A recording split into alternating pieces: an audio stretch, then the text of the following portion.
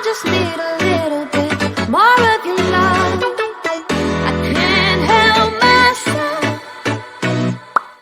자, 나오셔서 간단하게 아까 내가 쭉 한번 그 역사적 의미를 설명했는데, 이번에 나를 무죄로 석방한 그 재판부 재판장 이제 뭐가 또 누구라? 허선아. 허선아 재판장님. 근데 그 주심도 여자고 재판장도 여자잖아요. 아니, 난 여자들 우습게 봤거든. 저 앞뒤가 꼭 막혀가지고 말이야. 그냥 뭐 또 뭐 법률 몇 조 몇 항에 의하면 정강훈 너는 뒤져라. 난 그럴 줄 알고 저 어떻게 하면 좋나. 여자들 융통성도 없어지고 난 죽었다 이러는데 그 여자들 다르대요. 세상에. 그 허선아 재판장은 네. 그 올해 변호사들이 뽑은 좋은 판사에도 들어가 있는 이야. 재판장이고, 그렇구나. 그 옆에 주심이 이제 말씀하신 또 여자 판사였는데, 네. 그 재판 중에 그 우리 전문가 분들이 증인으로 나오셔가지고 네. 이 외교 안보 지금 문재인이 나라를 어떻게 망치고 있는지, 주사파 정부 이 모든 것들에 대해서 굉장히 길게 얘기하는 그러니까 이제 내내. 최강 장관님이 증인으로 나오셨죠. 네네. 또 여기 와 계신 이충근 이충근 박사님 박사님. 잠시 후에 나가셨습니다만은 네. 증인 나오셨잖아요. 네네. 또 이동호 교수님 네. 나오시고 또 이재호 이재호 장관. 장관 나오시고 네. 기라성 같은 증인들이 나오셔서 내가 연설하는 말이 맞다 그랬지 않습니까? 맞습니다. 예. 네. 목사님이 지금까지 해오신 주장에 대해서 뭐 더 강력하게 그 사실을 근거로 해서 말씀을 하시는데, 그 내내 이 여자 재판장님, 그 주심 판사가 굉장히 귀를 기울이고 경청을 했었습니다. 속된 말로요. 네. 이 재판부가 내 말 들으면 안 되는데 하지 마세요, 하지 마세요. 솔직히 그 판사님들이 네. 우리 재판 통해서 공부를 많이 했어요. 그때 제가 느끼기에도 사실 판사들이 시간이 워낙 없어서 오히려 세상 돌아가는 부분에 일반 국민들보다도 모를 수가 있는데, 재판 내내 이 전문가들이 하는 얘기, 그리고 우리가 제시하는 근거들, 자료들 이런 걸 보면서 목사님이 왜 지금까지 이와 같은 일들을 해왔는지에 대한 이해는 충분히 됐던 것 같습니다. 그러니까 이제 첫째로 이제 이충근 박사님 잠시 후에 나오겠습니다만은 한미 동맹을 파괴했다. 와서 이충근 박사님이 탁 증언하니까 한미 동맹이 파괴 안 됐는데 왜 자꾸 파괴됐다고 정강훈 떠들어? 그렇죠. 그 우리 논리는 뭐냐면 파괴가 안 됐으면 왜 회복한다는 말을 왜 쓰냐고. 자꾸 언론도 그렇고 한미 동맹을 복원해야 된다. 복원. 아니 안 파괴됐으면 왜 복원해야 된단 말이야. 그 다음에 최강 장관님 나오셔서 네. 소득 주도 경제 성장은 인류가 한 번도 써보지 않는 이론인데, 네. 유엔 보고서에서 한번 슬쩍 지나간 내용인데 그것을 소득 주도 경제 성장. 예? 아주 신랄하게 내가 아주 또 이렇게 말씀 또 많이 역질문했잖아요. 최강 장관님한테. 장관님, 그 재판부 사실 들으라고 그랬거든요. 네. 그러니까 인류가 한 번도 안 써봤기 때문에 문재인이가 최초로 개발한 것을 이거 특허 아닙니까? 내가 이렇게 맞습니다. 역질문하니까 네. 저 장관님이 뭐라고 하냐면, 목사님 그러면 소득주도 경제성장이 문재인이가 최초로 개발한 특허라면 구라파에는 경제학자들은 다 죽었습니까? 미국의 아이비리그 교수들은 다 죽었습니까?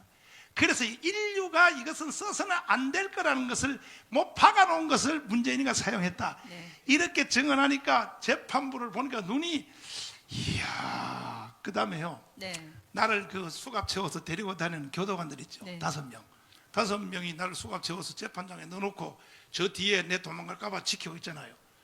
그분들이 이제 재판 끝나고 이제 다시 이제 교도소로 들어가는데 나한테 그래요. 이야, 목사님 아는 게 너무 많네요.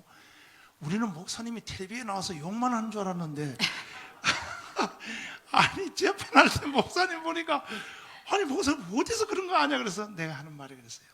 나는 공부도 안 했는데 왜 아냐?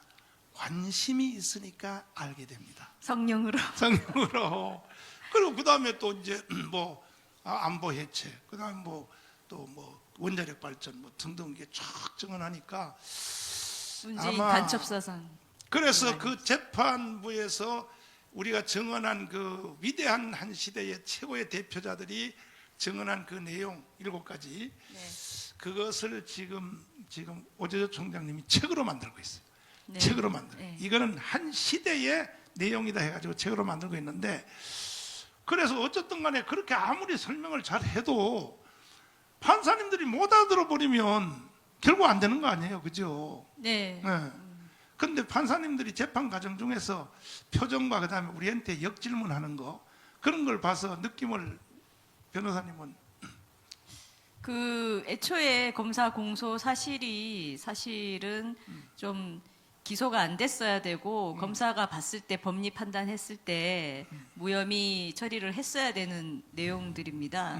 근데 완전히 이제 정광훈 목사님을 어떻게든 구속하겠다. 맞아요. 근데 말도 안 되는 기소 내용으로도 말도 안 되는 영장 판사 만나면 구속되는 거거든요. 그렇지, 그렇지. 그다음부터 이제 고난이 되는 것이고 마치 자기들이 이긴 것처럼 되지만 정식으로 그 사건 자체를 이제 심리가 들어가고 최종 판결을 내릴 때는 터무니가 없으니까. 그리고 이 재판부가 좀 여론의 압박과 문재인 대통령이 막 직접 그렇지. 구속 안 하면 재판부를 아예 뭐 맞아. 박살을 낼 것처럼 온 권력들이 겁박을 하는 과정에서 좀 심한 압박도 당하고 그랬던 것 같습니다만 결론은 사법부답게 법대로 오로지 헌법과 법률에 맞는 판결을 내리셨다고 봅니다. 그리고 중간중간에 이건 좀 아닌 것 같다. 후보자도 특정되어 있지 않고 또 정당 목사님께서 하신 말씀 자체도 굉장히 추상적인 이 자유우파 세력을 계속 지칭하고 있고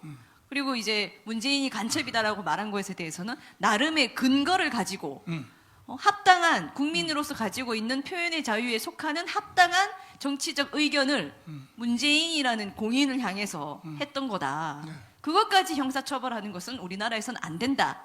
이런 이제 아주 합당한 판단을 그러니까 해주신 문재인 대통령이 평창 동계올림픽에서 신영복 간첩의 왕을 내가 존경하는 한국의 사상가라고 하니까 네. 그러면 간첩의 왕을 존경하면 당신도 간첩 아니냐 내가 그렇게 그렇죠. 말하는 건데 네. 그래가지고 근데 그걸 나를 이제 깜빡 넣었는데 그 다음에 이제 나 2차 이번에 구속될 때 네.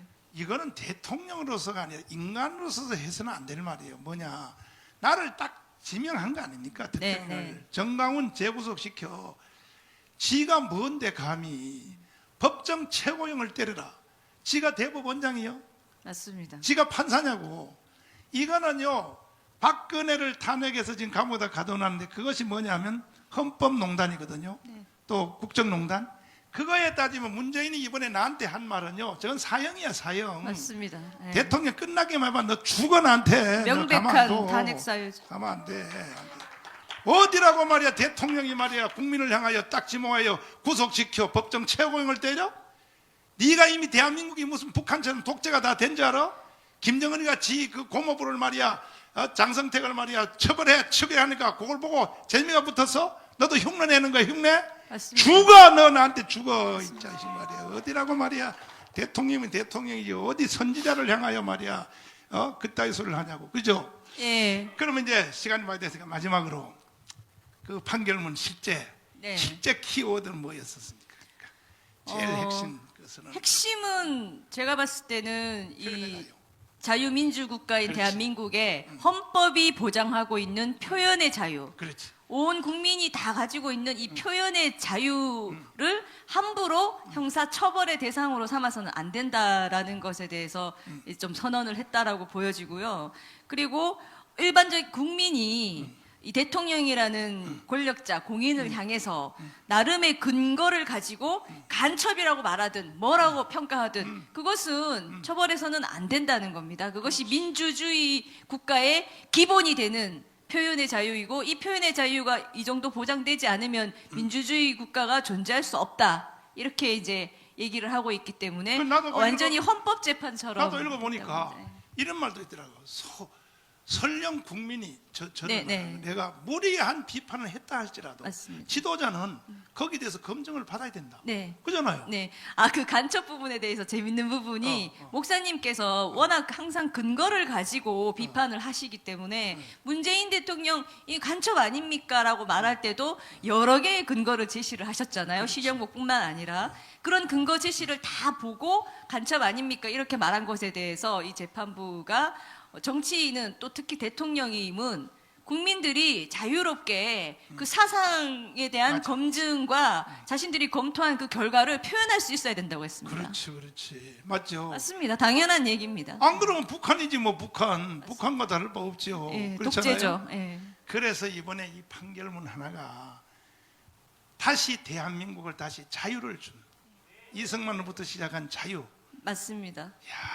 그리고 뭐 언론이든 이 정치 권력이 미쳐 날뛰는 데 대해서 사법 권력이 완전히 단죄한 딱 제동을 건 그런 선언이었다고 생각합니다. 그리고 저도 강력하게 표현은 세게 하지만은 항상 난 마지막에 이렇게 말하잖아요. 아니라면, 대통령님 내 하는 말이 아니라면 맞습니다. 텔레비에 나오든지 어디서 나는 아닙니다라고 말 한마디만 해주세요. 해명을 해야죠. 그렇지, 나는 간첩이 아닙니다.